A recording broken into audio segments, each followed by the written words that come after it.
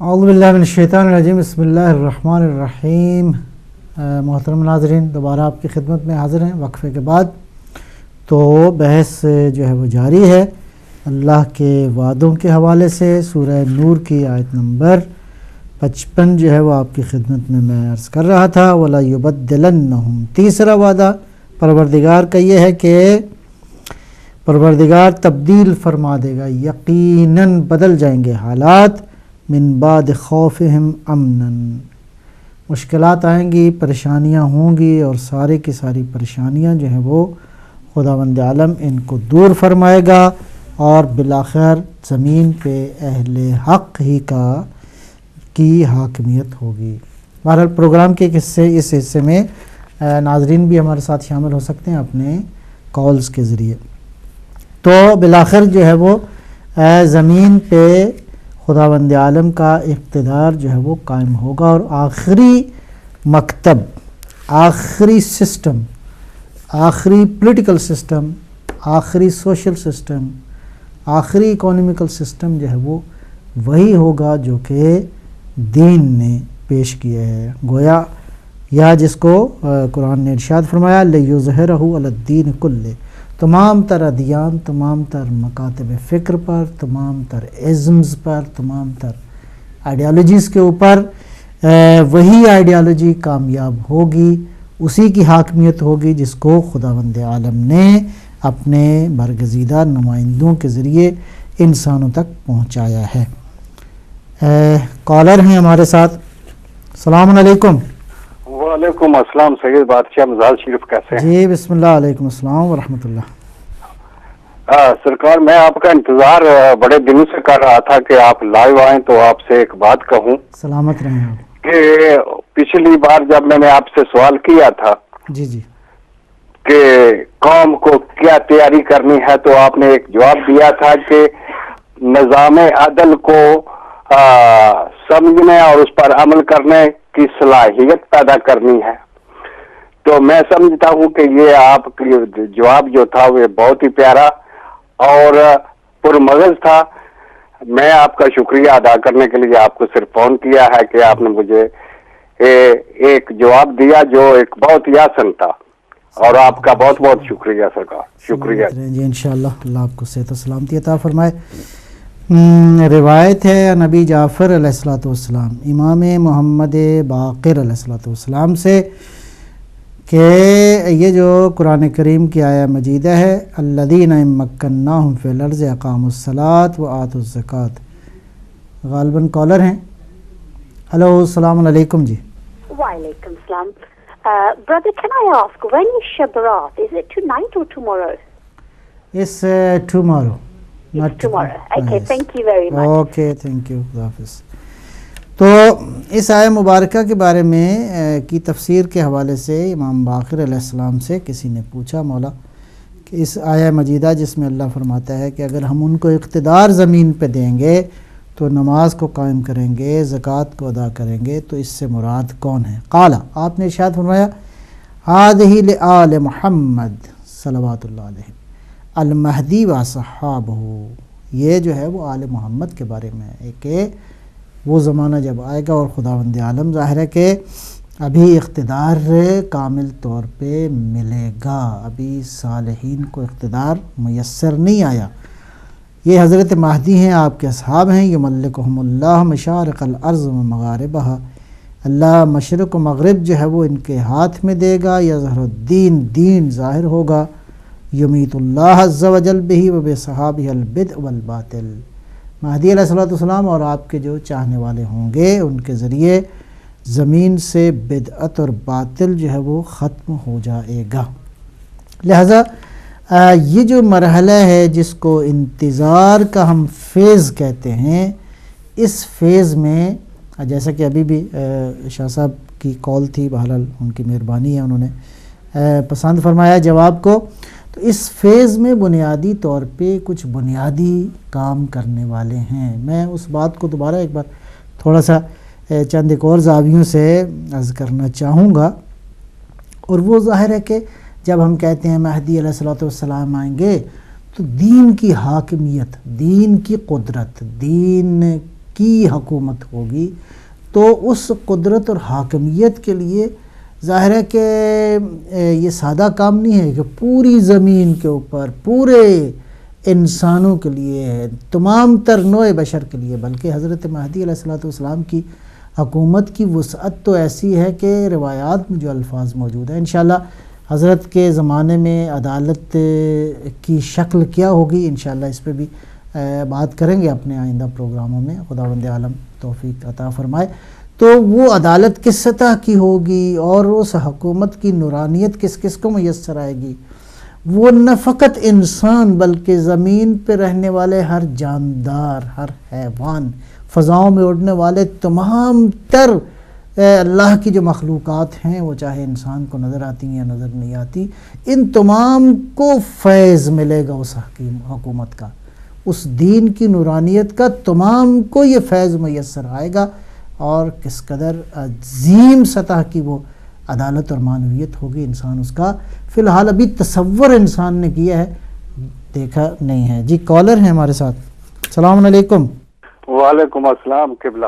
جی بسم اللہ۔ سرکار معذرت، ابھی میرے ذہن میں ایک اور سوال آیا ہے کہ شروع سے ہم دیکھتے ہیں کہ جو عدل کا نظام چلا آ رہا ہے صدیوں سے، وہ یہ ہے کہ 2 گواہ ہونے چاہیے یا کچھ گواہ ہوں، اور دعوے دار جو ہے وہ گواہ پیش کرے تو وہ گواہان کی جو گواہی ہوتی ہے اس پہ فیصلے کیے جاتے ہیں۔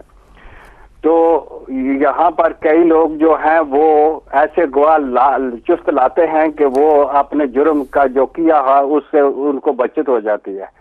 تو مولا کا ظہور جب ہوگا اور سرکار کی حکومت میں یہ جو عدل ہوگا یہ ظاہری گواہی پہ ہوگا یا باطن جو ہے انسان کا اس کو دیکھ کر سرکار کی وقت میں فیصلہ کیا جائے گا؟ جی میں ماشاءاللہ، اپنا سوال سمجھا سکتا ہوں؟ جی بالکل پہنچ گئی بات، شکریہ جی انشاءاللہ۔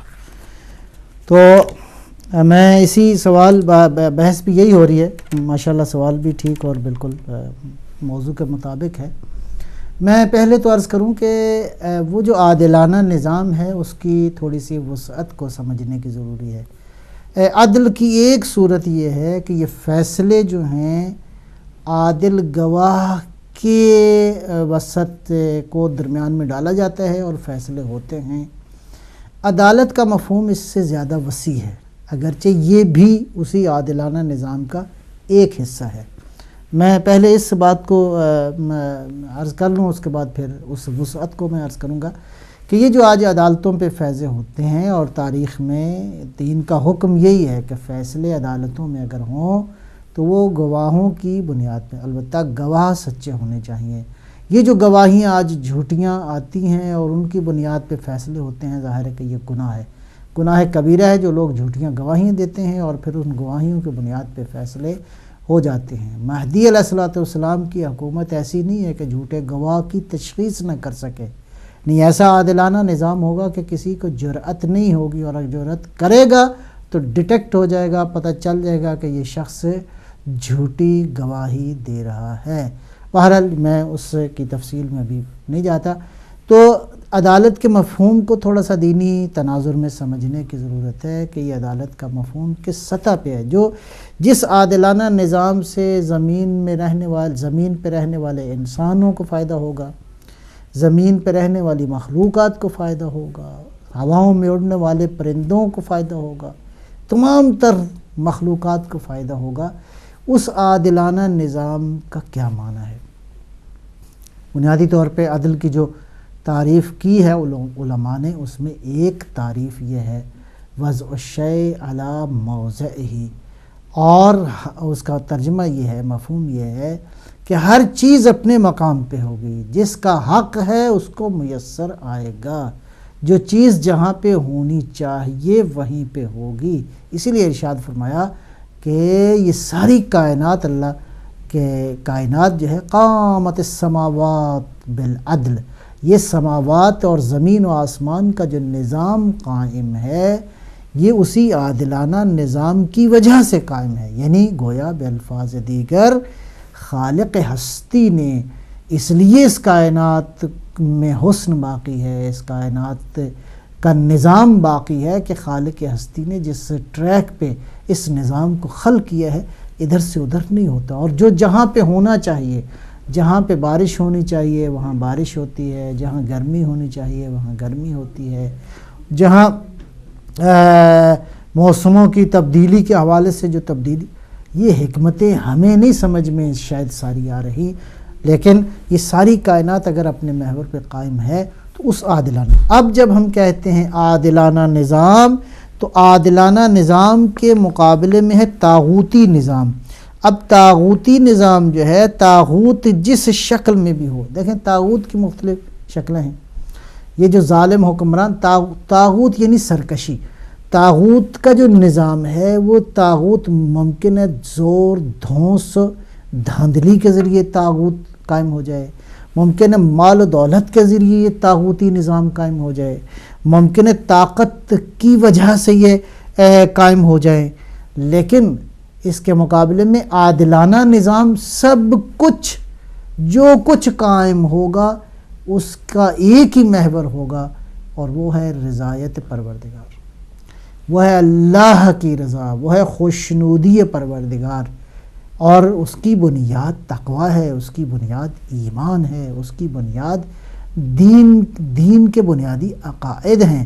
لہذا جب طاغوتی نظام کے مقابلے میں عادلانہ نظام آئے گا تو پھر ہوا و ہوس کی حکومت نہیں ہوگی، پھر نفس پرستی کی حکومت نہیں ہوگی، پھر غالب خدا کی رضا ہوگی، اللہ کا رضوان ہوگا کہ آیا اس عمل سے پروردگار راضی ہے یا نہیں راضی۔ اگر محور یہ ہو جائے کہ اللہ راضی ہے تو بس پھر اس کام کو کرنا ہے۔ خداوند عالم کن باتوں سے راضی ہے؟ باتیں بیان ہو چکی ہیں، دین بیان کر چکا ہے کہ خداوند عالم کی رضایت کن معاملات کے اندر ہے اور کہاں پہ پروردگار جو ہے وہ راضی نہیں ہے۔ غالباً ایک پھر کوئی کالر ہے ہمارے ساتھ۔ ہلو، السلام علیکم۔ وعلیکم السلام قبلہ، جناب مقصود حسین سید آپ جی شاہ صاحب خیریت ہے؟ قبلہ میرا سوال یہ ہے کہ جی کیا جب مولا کا ظہور ہوگا، حجت کا ظہور ہوگا، تو وہ صرف زندوں کو ہی جنہوں نے گناہ کیے ہیں، جنہوں نے برائیاں کی ہیں ان کو سزا دیں گے، یا مردوں پر بھی اس کا اطلاق ہوگا جو امام کے مقام اور نبوت کے مقام کو نہیں سمجھے یا جان بوجھ کر خیانت کی ہے، اس مقام کو کم کیا ہے، کیا وہ مردے بھی اس سے متاثر ہوں گے یا صرف زندے ہی؟ بہت مہربانی۔ جی ٹھیک ہے، انشاءاللہ جی عرض کرتے ہیں آپ کی خدمت میں۔ تو اللہ کی رضا اور رضایت جو ہے اس بنیادی نظام کے اندر وہ ہے۔ جی کالر ہیں شاید۔ ہلو، جی غالباً کالر نہیں ہے، تو میرا خیال ہے ٹائم بھی ہمارے پاس تھوڑا ہی ہے، میں بس اس سوال ہی کو تھوڑا سا عرض کروں گا۔ شاہ صاحب نے جو مقصود حسین سید صاحب نے کیا ہے، کیا گناہ گاروں کو سزا دیں گے؟ اور ظاہر ہے کہ دیکھیں میں عرض کروں کہ حدود و دیات کا نظام تو قائم ہوگا، اور جہاں کہیں بخشش کی گنجائش ہوئی وہ بھی ہوگی، جس طرح کہ نبی اکرم کی حکومت، دینی حکومت اور الہی حکومت میں ہمیں نظر آتا ہے۔ مردوں کو سزا ملے گی، بہرحال روایات میں ذکر ہے کہ مردوں سے مراد وہ لوگ جن کا گناہ اتنا بڑا تھا کہ وہ گناہ قابل معافی نہیں تھا، پروردگار کی حکمت اور مشیت سے، اس کی قدرت کاملہ سے مہدی علیہ السلام جو ہیں ان مردوں کو بھی زندہ کریں گے، اس لیے کہ مہدی تمام تر انبیاء کے معجزات کے یکجا وارث ہیں۔ تمام تر انبیاء، اس میں حضرت عیسیٰ، حضرت موسیٰ، تمام تر انبیاء جتنے بھی ان کے پاس معجزات تھے، ان تمام تر معجزات کو یکجا جو صلاحیت رکھتا ہوگا وہ حضرت مہدی علیہ السلام کی ذات ہے۔ قم بإذن اللہ کہیں گے، وہ مردے زندہ ہوں گے، اور ہماری حدیث میں ہے کہ بعض جو لوگ ہیں ان کو سزائیں بھی ملیں گی، جیسا کہ اس دعائے ندبہ میں غالباً یہ جملہ موجود ہے کہ کہاں ہے وہ جو کہ انبیاء اور انبیاء کی پاکیزہ اولاد کے بارے میں انتقام لے گا، جنہوں نے انبیاء پہ ظلم کیے، یا انبیاء کی اولاد پہ ظلم کیے. تو بہرحال وہ اس کی کیفیت کیا ہوگی وہ تو ہمیں نہیں خبر، لیکن بہرحال یہ بات ہے کہ اس طرح بہت سارے لوگ زندہ ہوں گے اور ان کو سزائیں ملیں گی، اس لیے کہ حقائق دیکھے گا انسان کہ کس انداز سے جو ہے وہ حقیقتیں کیا تھیں، اور ان حقیقتوں کو تاریخ کے مختلف ادوار میں کس انداز سے توڑ مڑوڑ کے پیش کیا گیا. اور ظاہر ہے کہ خداوند عالم قادر ہے کہ یہ ساری باتیں ہوں گی انشاءاللہ. تو بہرحال وہ عادلانہ نظام جس کے ذریعے اس ساری عالم کے اندر تبدیلی آئے گی اور زمین پہ موجود ہر مخلوق اس سے استفادہ کرے گی انشاءاللہ، اور وہ وہی نورانی ہستی ہے جس کا وعدہ قرآن و حدیث میں کیا گیا ہے. اس کے ہم بھی انتظار کر رہے ہیں. خداوند عالم ہمیں اس فیز میں کہ جو انتظار کا فیز ہے، اور اس میں ظاہر ہے کہ سختیوں کا فیز ہے، مشکلات کا فیز ہے، اس فیز میں ہمیں صبر بھی کرنا ہے اور ساتھ ساتھ اپنی ذمہ داریوں کو ادا بھی کرنا ہے. پروردگار ہمیں مولا کے حقیقی جان نثاروں میں سے اور ان کے عاشقوں میں سے محشور فرمائے. میں اسی دعا کے ساتھ آپ کی خدمت سے اجازت چاہتا ہوں. انشاءاللہ اگلے ہفتے پھر اسی موضوع پہ آپ کی خدمت میں حاضر ہوں گے. والسلام علیکم ورحمۃ اللہ وبرکاتہ.